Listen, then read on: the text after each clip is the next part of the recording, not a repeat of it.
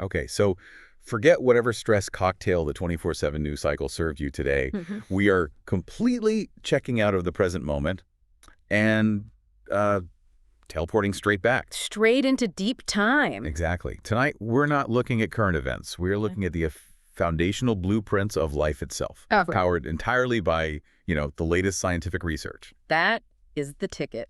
Our mission here is to uncover the most, I don't know, surprising, quirky, and genuinely important stories. Yeah. Stories that span hundreds of millions of years. It's a proper deep dive into evolution where the tiniest details are the absolute biggest game changers. And we're going to take a long, chill, conversational look at findings that range from like these microscopic alliances that literally allowed the world to turn green, Right. all the way up to the unexpected, deep, ancient history behind the diversity of, well, your pet dog. And we're connecting these seemingly random dots. Like, why was a 540 million-year-old organism so obsessed with building its shell out of titanium? I know, it's wild. Or how a crocodile ancestor spent the Triassic period just pretending to be a dinosaur. And what happened when a wannabe ancestor developed a look so melancholy, researchers described its face as slightly sad, whippet-like. You can't beat that.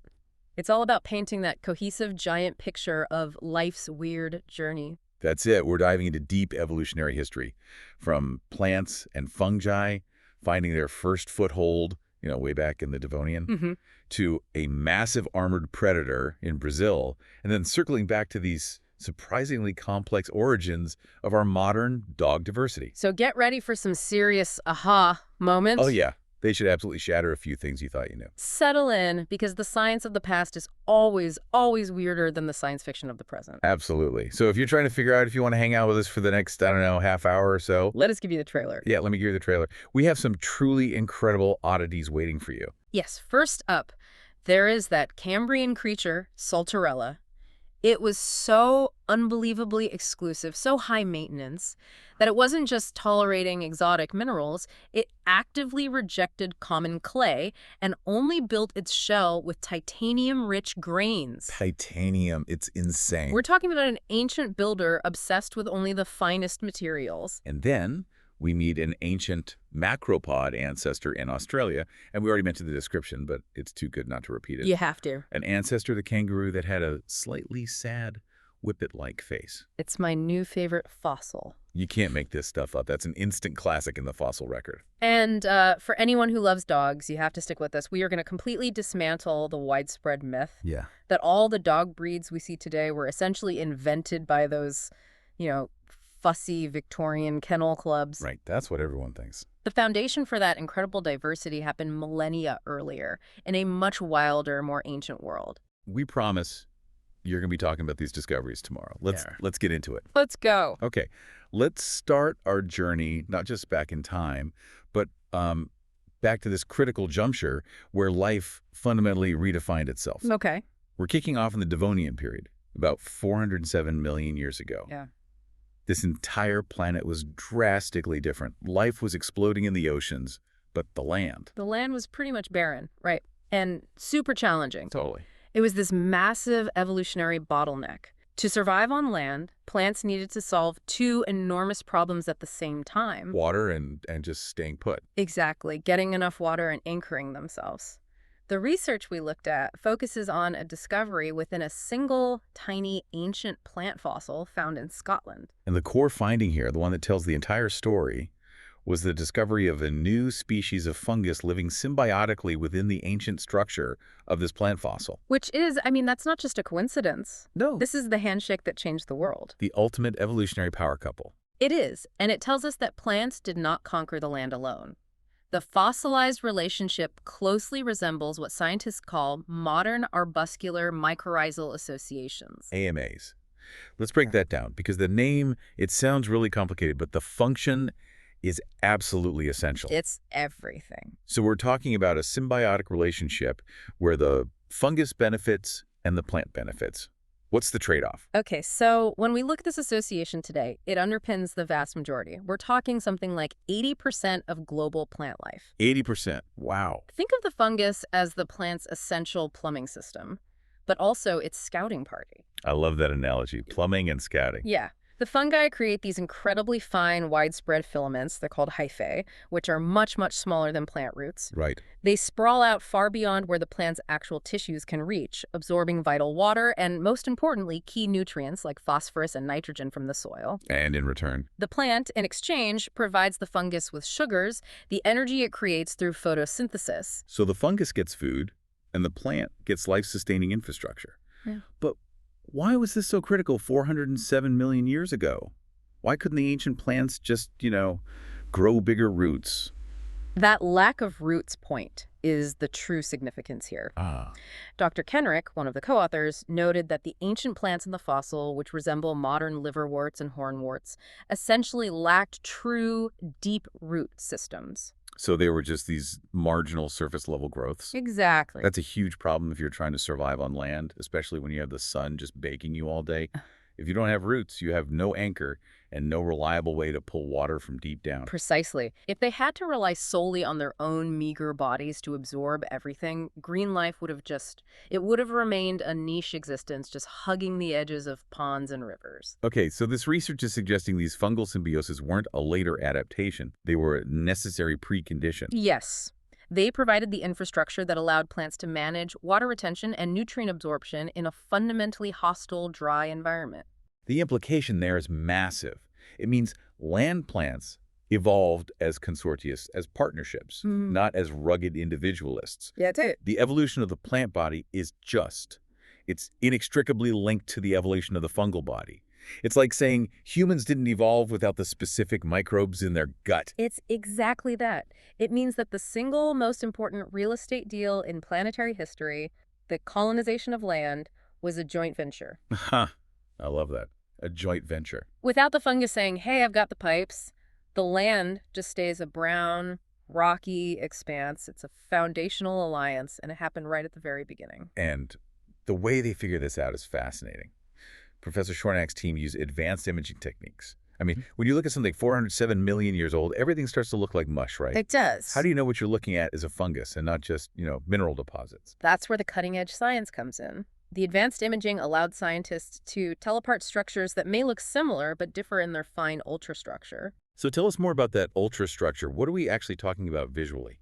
We're talking about looking at the internal cellular architecture, the exact shape, size, and layering of the cell walls within the fossilized material. Okay. Fungal cell walls and plant cell walls are chemically and structurally distinct.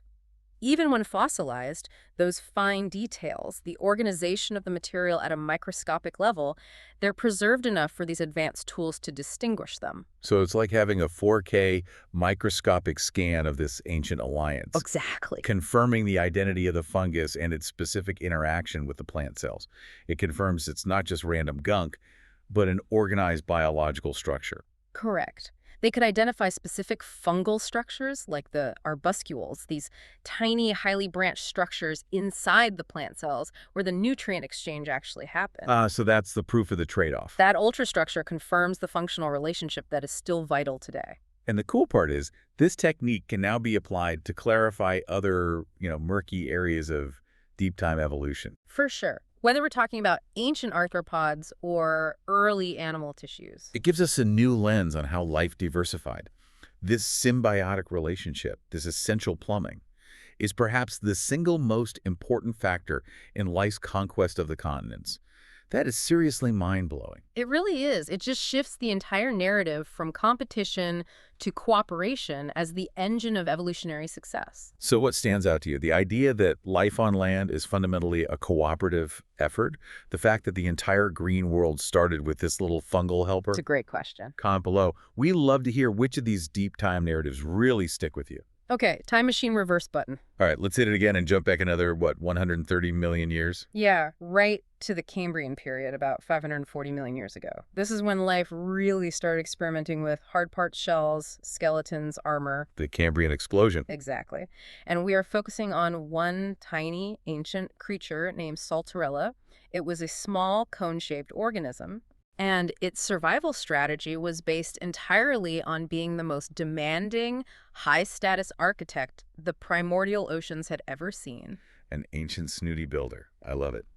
But before we even get to its demands, we have to appreciate the sheer scope of the fieldwork. Oh, yeah. Haida and the team spent 4 years collecting specimens just to get a clear picture of this tiny thing. 4 years. And they weren't just digging in their backyard. Bro, They were collecting specimens from vastly diverse and geographically separated locations across North America.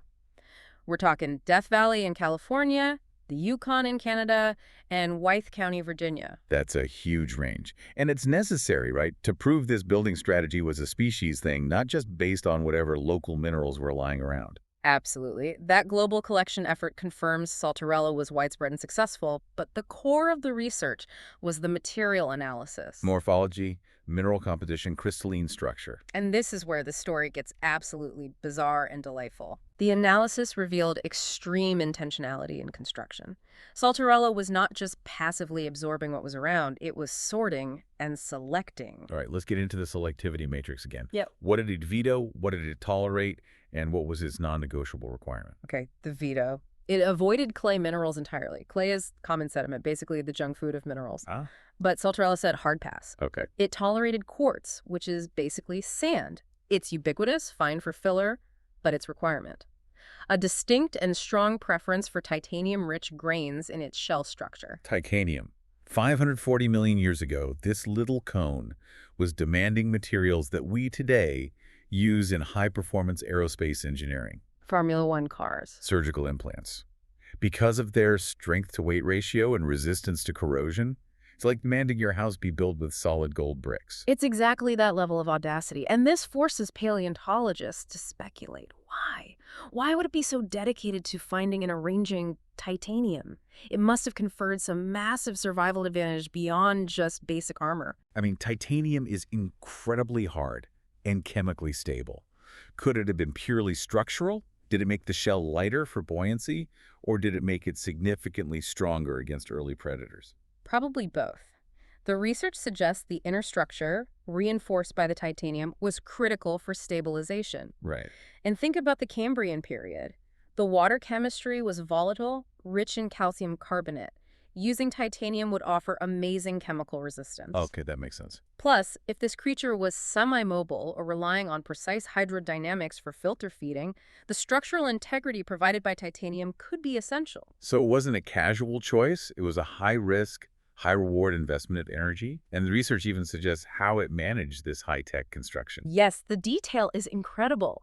Evidence suggests this tiny creature possessed small appendages, Little arms. little arms, but they weren't just for movement or feeding. They were designed to collect, sort, and arrange these specific mineral grains deliberately, one by one. I love that image. It was literally laying the titanium bricks into its structure. A tiny Cambrian construction worker with these little selective hands picking up the titanium grains and cementing them in place. That shows a level of behavioral complexity that we rarely attribute to creatures 500 million years old. And this leads to a massive classification challenge. The research concluded that Saltarella and its relative Volborthella most likely belong to the Cnidarian family. Hold on. Cnidarian means jellyfish, sea anemones, corals, soft, squishy things. Yeah.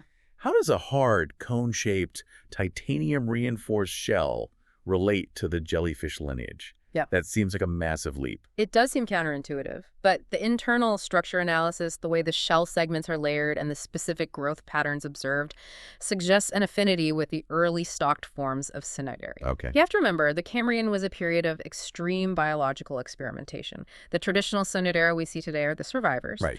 But the ancient line was much more varied, including forms that evolved hard, protective, modular skeletons. So this is a very early, highly armored cousin of a jellyfish, essentially. Pretty much. It proves that the evolution of hard skeletons and shells wasn't just about calcium carbonate. Exactly. Veda emphasizes that this finding is critical for understanding how animals evolved skeletons and shells.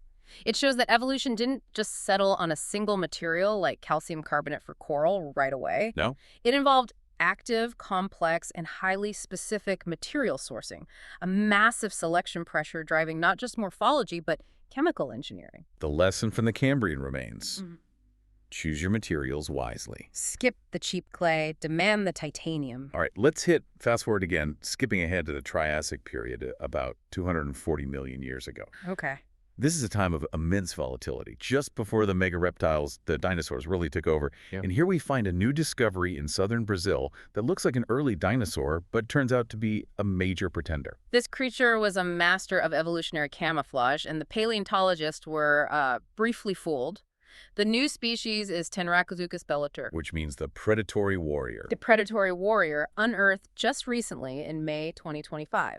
So what was the profile of this warrior? Give us the specs. It was a substantial armored reptile. We're talking about 2.4 meters long, a solid 8 feet, Okay, not small. and weighing about 60 kilograms.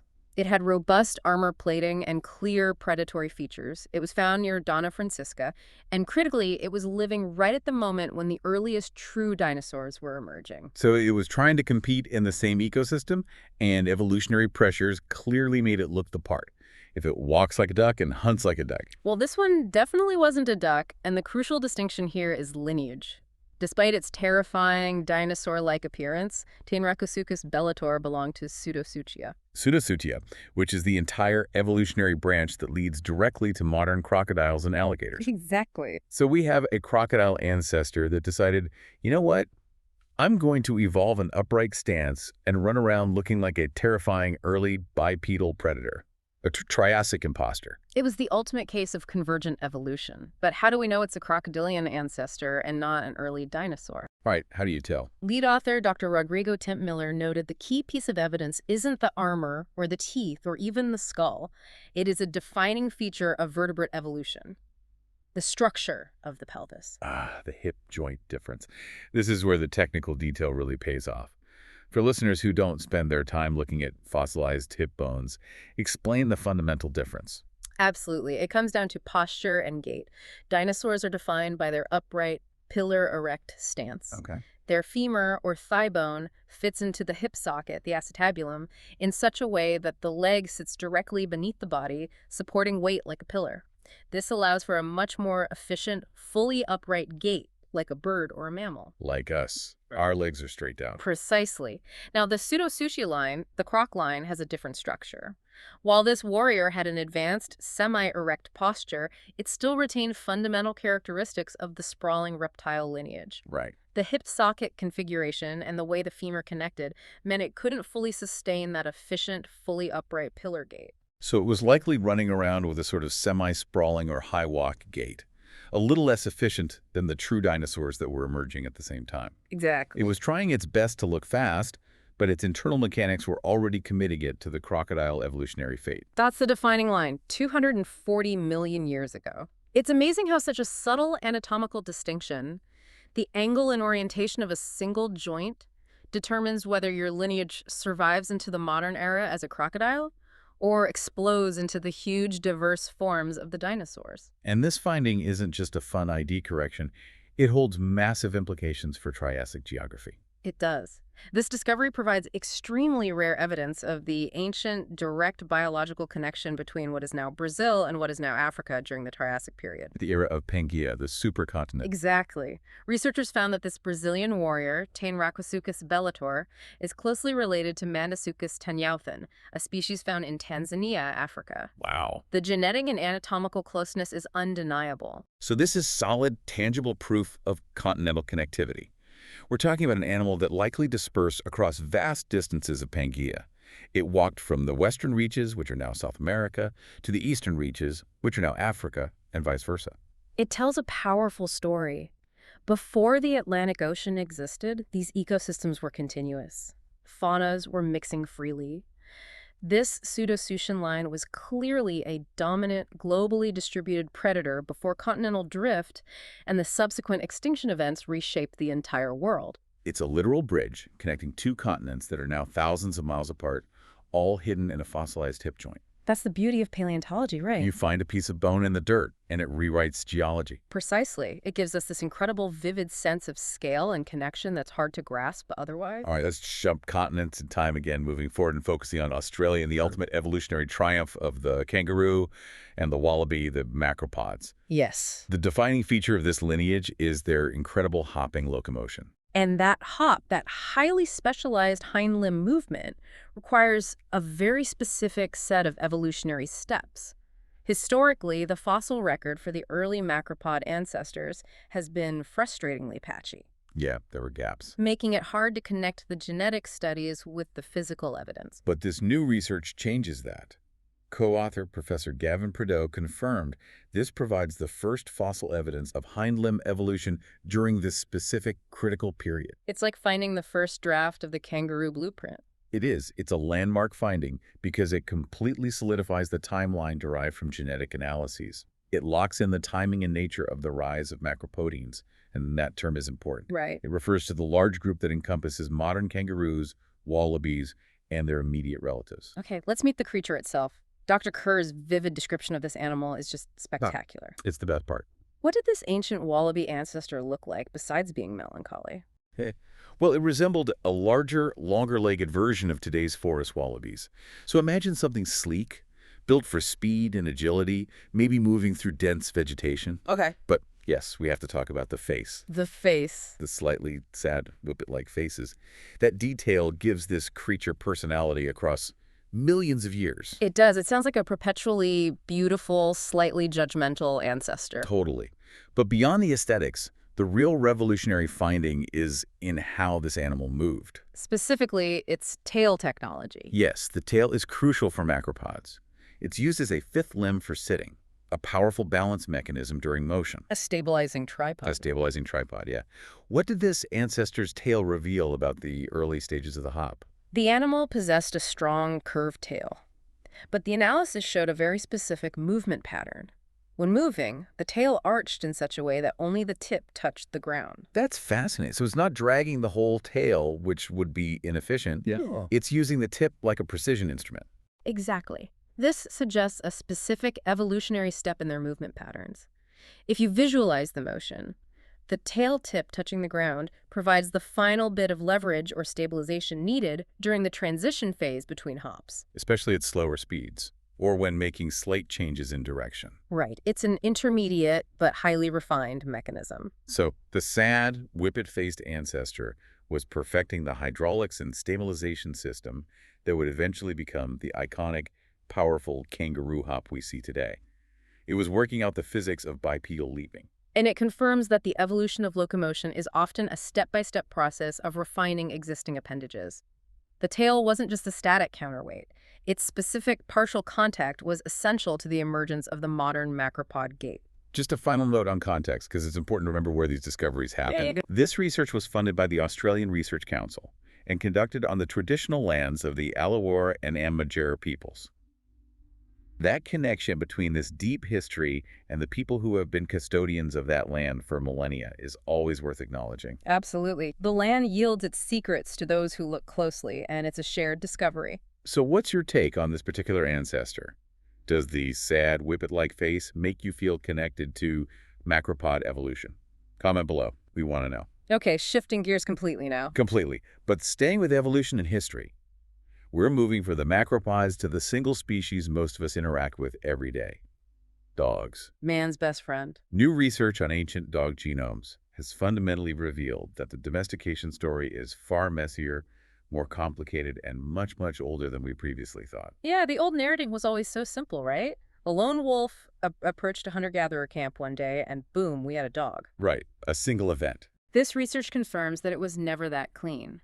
It was a protracted process, unfolding across vast stretches of millennia and involving multiple geographical regions simultaneously or sequentially. So we can stop thinking of it as a single Eve moment of domestication. We have to. It was an ongoing negotiation between humans and wolves that spanned continents and thousands of years. Exactly. And that protracted nature is why finding the absolute starting gun is so difficult. Researchers examined 17 late Pleistocene specimens, and we're talking about samples up to 35,500 years old. Wow.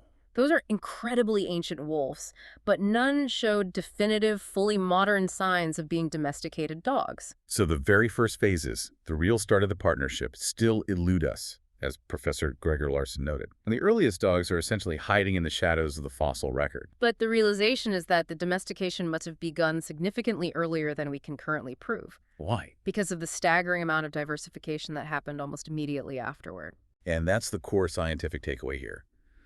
While the start is hidden, The research shows that once dogs truly emerged, they diversified rapidly and aggressively. The level of genetic diversity present 11,000 years ago, that's the start of the Holocene, way before settled agriculture even took off in most places, is astounding. Think about that timescale. If domestication had been a slow, simple selection process, you wouldn't expect to see such high levels of distinct genetic differentiation so early. No way. But 11,000 years ago, we had dogs that were already recognizably different types. This finding just absolutely annihilates the popular myth that dog breeds are a modern invention. It does. We often attribute breed creation to the 19th and early 20th centuries, thanks to those famous Victorian dog shows. That narrative needs to be retired. Yes, Victorian kennel clubs, starting about 200 years ago, they formalized breed standards. Right. They were obsessively selecting for extreme morphologies. The flat-faced pugs, the borzoi with those impossibly long muzzles, the excessively floppy ears. They were optimizing for aesthetic quirkiness. They were turning the volume up to 11 on existing features. That's a perfect way to put it. But the fundamental genetic menu, the foundation, was already established 10 millennia earlier. That's the crucial point. The Victorians were simply taking the highly diversified building blocks laid down by ancient functional selection and refining them for presentation and aesthetics. The foundation of canine diversity was already ancient history. So if it wasn't aesthetics driving this diversification 11,000 years ago, what was the selection pressure? Why did dogs diversify so aggressively and quickly? It boils down to function and ecology. This early diversity likely reflected the specialized, varied, and essential roles dogs played in early human hunter-gatherer societies. So give us some examples of that functional selection. What kind of specialized jobs were they doing? Well, imagine a population of hunter-gatherers moving into a heavily forested environment where they need to track small, quick prey. Selection would rapidly favor shorter-legged, highly scent-driven dogs. Now compare that to a group moving across the Eurasian steppe, relying on massive herds of reindeer or bison. Right. Different environment, different needs. Those people would need larger, faster dogs optimized for endurance running, maybe with thicker coats for cold weather. So we're talking about the precursors to sled dogs and sighthounds, emerging based purely on what job they were needed for, driven by local resources and climate. Precisely. Early humans didn't select for cuteness. They selected for efficiency. They needed a certain kind of dog to survive and thrive in a specific niche. This resulted in selection for different sizes, coat types, body plans, and temperaments long before any aesthetic consideration entered the equation. It's a beautiful illustration of how deeply integrated our lives were. Our cultural needs, how we hunted, where we lived, what climate we endured, drove biological change in another species. The dog is a living record of our history. It really is. It's one of the greatest, most successful partnerships in the history of life, and it shows that adaptation can happen rapidly when the selective pressure is extreme and tied directly to survival. It makes you look at your own dog totally differently, knowing that their core DNA goes back to this incredible, rapid diversification that happened right at the dawn of settled human existence. Absolutely. Man, what an incredible trip through deep time tonight. That was a lot. We've zoomed from a microscopic fungal partnership 407 million years ago that was absolutely essential for all green life to a mineral-loving Cambrian creature demanding titanium for its home, a fake dinosaur in Brazil that was actually a crocodile ancestor defined by its head structure. The elegant, evolving hop of the sad whippity wallaby. Can't forget that. And finally, the surprisingly complex ancient origins of our canine companions. The common thread across all of this research, pulled directly from our reading, is the messy, nonlinear, and often opportunistic nature of evolution. It's full of strange choices, like demanding aerospace medals for a shell extreme environmental pressures, and periods of incredibly rapid adaptation. It all comes down to selection pressure, whether it's geological pressure, climate, or in the case of the dog, human need. Which is a lot to think about. And that leaves us with a final provocative thought for you to chew on tonight, something to mull over before you nod off. Consider the rapid diversification of the dog driven by human functional needs and the highly specific evolutionary steps taken by the wallaby in response to its environment. Okay. What kind of overwhelming selection pressure, whether environmental forces like modern climate change or human-driven technological demands, is acting on the species around us right now? What forces are we imposing today that will result in the next incredible evolutionary story millennia from now? Think about the sheer speed of change we are witnessing and imposing on the world. The next evolutionary triumph or the next weird adaptive choice is happening right outside your window. It's wild thought. It is. Thanks for diving deep with us. And hey, before you take off, if you enjoyed this journey through deep history, please seriously consider hitting that like button and, importantly, subscribe to our YouTube channel. Please do. We are a small channel, and we would absolutely love to have you on board with us as we keep digging up these incredible scientific findings. Your support truly makes a difference and lets us keep bringing you these deep dives. And we really do read your thoughts. What was the wildest evolutionary choice we discussed tonight? The titanium, the crocodile's hip. Let us know what you think and comment below. Thanks again, and we'll catch you on the next deep dive. Good night.